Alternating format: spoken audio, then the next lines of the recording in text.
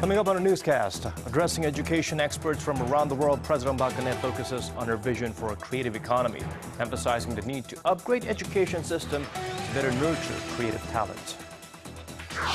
The U.S. government slaps Hyundai and Kia with a combined $350 million fine for misstating fuel economy standards. And the midterm election in the U.S., for some a chance to land or win back seats in the Senate or the House. For Obama, a referendum of his performance and popularity. These and more in early edition at 6.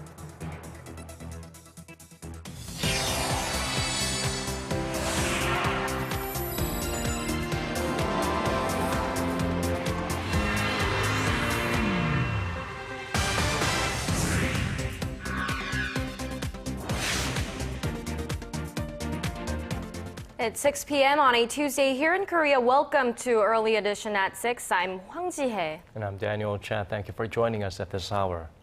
We begin with a very special event that took place here in Seoul, where education experts from around the world gathered to discuss ways to improve global education. Right, and President Park Geun-hye was there, and she talked about fostering creative talents for her envisioned creative economy. Choi Yoo-sun reports. The zeal of Korean parents for their children's education is renowned. And it would be fair to say that this fervor and the rapid development of education in Korea have largely contributed to helping the country rise from the ashes in a matter of just decades. But President Park Geun-hye, at a symposium co-organized by Seoul and the World Bank on Tuesday, said the time has come for the Korean education system to transform in the face of new challenges in the 21st century. The president referred to her talks with World Bank President Kim Yong-kim last year, when they agreed that innovation and creativity were the foundations of sustainable growth, and that it's education that can foster such creative talents at the center of a creative economy. 저는 우리 교육이 혁신을 이루어낼 창의적인 아이디어와 도전 정신을 키워내는 원천이 되어야 한다고 생각합니다. 개개인의 잠재된 능력을 최대한 끌어올려서 아이디어와 열정으로 가득한 융합 인재를 길러내는 창의 인재 양성 교육으로 변해야 합니다. Korea recently participated in the UN Global Education First initiative and joined the Global Partnership for Education, evidence that the government wants to play a more active role in international efforts to enhance the quality of education in the developing world. 그동안 축적해온 교육의 노하우에 선진국의 우수 사례를 접목하고 이제까지의 교육 패러다임을 뛰어넘는 행복교육, 창의교육을 실현해서 우리 교육의 발전은 물론 세계 교육의 발전에도 기여해 나가기를 기대하고 있습니다. Promoting Korea's hosting of the World Education Forum next May, President Park expressed hope that the participants will have meaningful discussions on making happy and creative education possible for the future generations. Choi Yoo-sun, Arirang News. And deregulation is a key part of the President Park Geun-hye administration's plan to boost the domestic economy. And as part of such efforts, the Korean government is easing restrictions within its free economic zones to make them more attractive for investment. Kim Ji-yeon has the details. The Korean government is easing regulations on its 8 free economic zones to increase the number of developers and thereby make it less of a pain for businesses to invest there. The Ministry of Trade, Industry and Energy says it will lower the minimum requirement of developmental areas from the previous 330 to 200 square meters. The move will also give investors a higher rate of return, as the minimum reinvestment rate is being lowered from 25% to 10% of the profits generated from operating within the zones. Given the benefits, the move is expected to boost the number of private investors, as landowners and their associations will now be able to participate as developers of the zones. The ministry says it plans to raise $20 billion worth of economic benefit from the zones over the next 10 years. The easing of restrictions is a move toward inducing more investment and development in the free economic zones, particularly in those that are still undeveloped. There are currently 88 districts within the 8 free economic zones in Korea. A zone in Chungbuk and the East Coast Free Economic Zone were added to the list last year as part of efforts to revive the local economy. But despite a number of measures introduced over the years, more than 40% of the districts are currently undeveloped due to low participation. Kim Ji-yeon, Arirang News. And now shifting gears, Hyundai Motor and Kia Motors have been hit with a massive fine by the U.S. government for misleading customers about the fuel economy of many of their cars sold in the country. They've agreed to pay $100 million in fines and forfeit $200 million worth of carbon credits. Shin Se-min reports. Hyundai Motor and Kia Motors have been hit with a record fine of a combined $350 million in United States for overstating fuel economy standards on more than 1 million automobiles. That was the settlement reached on Monday between the Korean Auto Group and U.S. authorities. The fine itself amounts to $100 million. Under the terms, Hyundai and Kia will also forfeit greenhouse gas emission credits worth over $200 million and spend another $50 million on measures to prevent violations in the future. The penalty is the largest ever issued under the Clean Air Act. David Zuchowski, the president and chief executive officer of Hyundai Motor America, said in a statement that his company had acted transparently, reimbursed affected customers, and fully cooperated with the investigation, and that the company was pleased to put the issue behind them. This week's settlement comes 2 years after Hyundai and Kia conceded that they had overstated fuel efficiency standards by between 1 to 6 miles per gallon for a 2-year period on automobiles sold in the U.S. They agreed at the time to compensate drivers of the affected automobiles by issuing debit cards. That admission came after the U.S. Environmental Protection Agency investigated more than a dozen Hyundai and Kia models for fuel efficiency discrepancies in response to consumer complaints. Shin Se-min, Arirang News. And more bad news for Hyundai. The company's market capitalization in the U.S. fell to 3.9% last month, marking the first time in 4 years that it slipped below the 4% mark. Hyundai Motor says it sold around 50,000 new vehicles last month, down 6.5% from the same period last year. The automaker placed most of the blame for the declines on its Japanese rivals, who have stepped up sales promotion while benefiting from the weak yen. The number of vehicles that Hyundai affiliate Kia Motors sold during the period, however, shot up 12% to roughly 40,000 units. We shift our focus to a very important international event held in Korea's port city of Busan. The International Telecommunications Union's meeting, which comes to a close in just 3 days, has adopted an agenda to promote the Internet of Things, taking the lead of the host country. Our Song Ji-sun reports. The International Telecommunications Union, for the first time, adopted an agenda regarding the Internet of Things, which was proposed by this year's host, South Korea. IoT refers to the connection of devices and objects through the Internet, and Seoul had proposed that it be facilitated to prepare for the future. Less than 1% of these objects are currently connected to the Internet, but that number is expected to jump 10 times on the back of cloud computing and big data technologies, with the market size expanding by 5 times its current level to over $8 trillion by the year 2020. While the IoT stands to open new business opportunities for startups, supporting developing countries in their pursuit of the IoT remains a challenge for the ITU, as the resources in those nations are limited. According to the IoT index filed by the International Data Corporation last year, South Korea is the second most prepared country among G20 members after the United States, and with the latest adoption of its agenda, Seoul aims to expand its presence in setting global standards and supporting developing nations in IoT-related projects of ITU. Seoul's ICT Ministry has also designated IoT Week Korea 2014 for Wednesday to next Friday, where solutions and products related to IoT will be presented at multiple events at COEX and other locations around the capital and Busan. Song Ji-sun, Arirang News. Korea is expected to post its largest ever trade surplus for all of this year on the back of falling global oil prices. According to the Trade Ministry, the cumulative surplus in the January to October period stood at $36.7 billion. That's more than $1 billion higher than the same period last year. Korea posted a record yearly surplus of $44.1 billion in 2013. The Korea Center for International Finance says that global oil prices have fallen by around 25% over the last 4 months alone.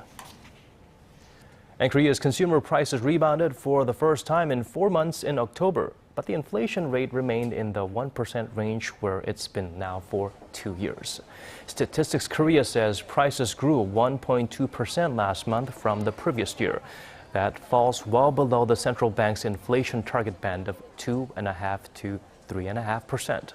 The agency attributes the slow growth to the falling prices of farming goods and crude oil. Korea's low birth rate and its aging society are putting pressure on the country's national budget. These factors could actually make a tax rate hike a necessity. According to a report by the National Assembly Budget Office, the national debt will amount to 13.5 trillion US dollars by the year 2060 if there are no additional tax rate increases. That's nearly 1.7 times larger than the country's expected GDP in the year 2060, meaning the average Korean citizen would be about $300,000 in actual debt. The report adds the government may not be able to repay its debt through state bonds starting from the year 2033.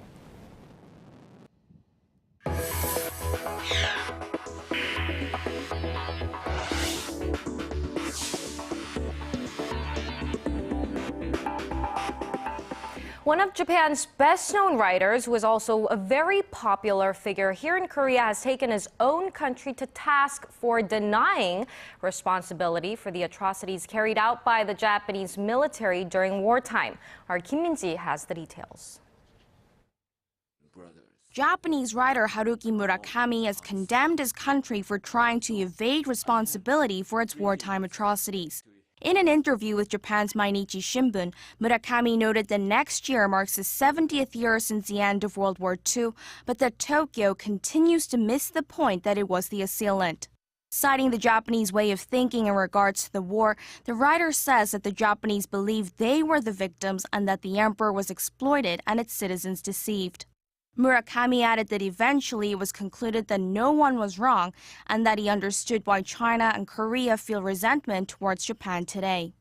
Murakami says he saw similarities in the 2011 Fukushima Daiichi nuclear accident. He said that Japan did not look into who was really responsible and instead placed the blame on the earthquake and tsunami, believing they were all victims. Murakami, one of Japan's best-known authors and a longtime candidate for the Nobel Prize in Literature, is famous for bestsellers including Norwegian Wood and the 1Q84 trilogy. Kim Min-ji, Arirang News. And over in the United States, a chunk of government posts are up for grabs in midterm elections, where polling stations will open in a few hours. Voters will cast ballots for 1/3 of the Senate seats and all of the House seats. Many see the election as a referendum on President Barack Obama. Connie Lee reports. Voters in the U.S. are gearing up to cast their ballots in the midterm elections on Tuesday. It's an election seen as a poll on President Barack Obama. These midterm elections are an up or down vote on President Obama in terms of his stewardship of the economy, what's going on in foreign policy, and also his overall popularity. Many races are tight or too close to call, but recent polls have been forecasting Republican gains, with many showing them taking charge of both the House of Representatives and the Senate. Voters will be electing candidates for all 435 seats in the House and 36 seats in the Senate. If Republicans hold on to their current seats and add 6 more in the House, they will hold a majority and make it a tough final 2 years for the Obama administration. On the issue of the economy, a Pew Research Center poll shows more voters believe the Republicans would do a better job than President Obama. I don't think he's done a good job for what he said, and I don't think he was ever going to do a good job. But there are others who think the president has a decent record. I love him. He's doing all right. If it wasn't for him, I wouldn't be where I'm at today. President Obama, supporting Democratic candidates at a rally in Illinois, reminded voters of his administration's achievements. Over the past 4.5 years, our businesses have created more than 10 million new jobs. Housing market that was reeling is now rebounding. Auto industry that was wheezing is now roaring back. The Ebola crisis and America's involvement in the fight against Islamic State are also factors likely to affect this year's midterms. Connie Lee, Arirang News. And 13 years after New York City's World Trade Center collapsed in the 9/11 attacks, one World Trade Center has opened its doors for business. At 541 meters tall, the skyscraper is the tallest in the Western Hemisphere. Its first tenant, publishing giant Condé Nast, has begun to move in and will occupy 24 floors of the 104-story structure. More than half of the space has been leased, and the city's General Services Administration has signed up for a lot of floor space as well. One World Trade Center also keeps the footprints of the old Twin Towers as a memorial in addition to a museum. Staying in the United States, that has tightened security screening for travelers from countries under the U.S. visa waiver program in a bid to prevent foreign fighters from Syria and Iraq entering the country. U.S. Secretary of Homeland Security Jay Johnson says people from countries under the waiver program will have to provide additional information on an electronic application before they are allowed into the country. The move is in response to security threats from foreign fighters holding Western passports, which enables them to travel with relative ease to Europe and the U.S. There are almost 40 European and Asian countries under the U.S. visa waiver program, including Korea. Korea is the 25th best country to live in, at least according to a British think tank. Its latest index notes Korea's economy and education, but says they would be well served to learn from countries like Norway and Switzerland in other areas. Our Kwon So-hwa has this story. South Korea is the 25th most prosperous country out of 142 countries around the world, according to a Prosperity Index report released by the British-based Legatum Institute. This year's ranking is a notch higher than last year. Korea's best ranking was 24th in 2011. Norway topped the list for the 6th consecutive year. It was followed by Switzerland and New Zealand. The three most prosperous Asian countries are Singapore, Japan, and Hong Kong. The report says South Korea is the 5th best Asian country to live in. African nations filled out the majority of the bottom spots, with the Central African Republic propping up the rest. While GDP is usually the most common way to assess a country's prosperity level, the Legatum report says its definition of prosperity is more than, quote, just the accumulation of material wealth. That's why the institute measures countries by 8 categories. Korea performs strongly in economy and education, ranking 9th and 15th respectively. But the personal freedom and social capital divisions are weak. Korea remains stuck in the mid-20 level because of its overall welfare situation. In terms of day-to-day welfare, Korea is still an awfully long way behind countries like Norway and Switzerland. If we do not make changes there, Korea seen from the outside may be a country seen as a nice place to visit, but not one of the best to live in. But analysts are optimistic that the government's latest efforts to improve its welfare policies could boost Korea's position on the Prosperity Index list in the coming years. Kwon So-hwa, Arirang News. Well, some reports show Korea may be considered one of the best countries to live in. Unfortunately, some children living in the nation begs to differ. A nationwide survey on about 4,000 households with children under the age of 18 found that Korean children and teenagers were the least satisfied with their lives among OECD member nations. Korea scored just over 60 points on a scale of 100. The Netherlands came in first at 94.2 points, followed by Iceland and Finland. Korea's welfare ministry says the dissatisfaction stems from pressure to do well in school, bullying, violence, and internet addiction. Well, let's check out what it's like from outsiders looking in when it comes to Korea. They have a different perspective of living in Korea. What opinions do visitors have of this country? In a survey conducted by the Korean Tourism Organization of some 700 tourists who came to Korea between July and October, 80% of respondents said they felt safe traveling around. However, they did cite North Korea's provocations as a concern. Topping the list as the most risk-free nation was Japan, followed by Korea, Hong Kong, and then Taiwan. The number of one-person households in Korea has been growing in recent years because more young people choose to delay marriage or even prefer to live alone. Right, it's a very striking change because Korea, we're so used to the all-together culture, right? Exactly. Like kimjang, or making sure every member of the family is home before you sit down and eat. Well, actually, this relatively new demographic has sparked off a so-called solo economy and a wave of new consumer trends. Our Park Ji-hye has this report. Single-person households now make up more than 25% of Korea's total households. Statistics Korea says the ratio will increase to 1 in 3 by 2035. The rising number of singles in the country has begun to make an impression on the economy, and their distinct lifestyle is changing the landscape of the consumer market. For example, home appliance companies have been keen to cater to their special needs, rolling out products like mini rice cookers and small-load washing machines to slimmer refrigerators. The businesses say solo dwellers prefer appliances that are well-equipped with multi-functions in refined and compact designs. Increased revenues for convenience stores is another indication of the growing presence of single-person households. Recent statistics by the Bank of Korea show the amount of credit card transactions from January to July at convenience stores this year has increased about 15% from the same period last year, while large chain retailers saw a decrease, largely due to a slump in consumer spending after the April Fair disaster. Analysts say an increase in sales for convenience stores is closely linked to the purchasing habits of single people. The purchasing power of solo dwellers has turned out to be stronger than that of 3 to 4 member households, according to the Korea Chamber of Commerce and Industry. As the country's population of single people continues to grow, so has demand for single-person housing units and personal finance managers to help them prepare for their senior years alone. Park Ji-hye, Arirang News.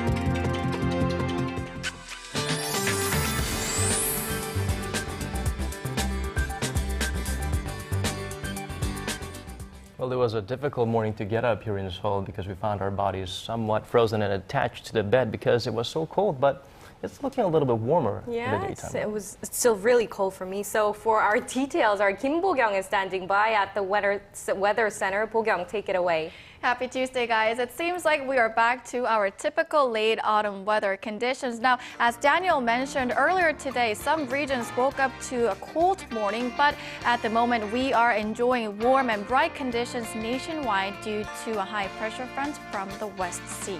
Do keep in mind that the big gap in temperatures between the days and nights will continue, but thankfully, due to warm autumn sunshine, temperatures are back to the seasonal average range, 2 to 3 degrees higher compared to yesterday. Also, at the moment, a dry weather watch is in effect for some places, including Seoul, so make sure to stay hydrated and be extra careful when dealing with fire. Looking ahead, some welcome news that tomorrow is shaping up to be perfect for soaking up some vitamin D, as numbers will continue to be on the rise. And other than that, showers are forecast for the eastern coast and Jeju towards the end of the week. On to Wednesday's ratings. Seoul reaches 18, cities down south also make it to 18. On to other regions. Daejeon and Jeju hit 16, Dokdo 17, and Mount Kumgang 7. That's all the updates I have for you now, and we leave you with the international weather.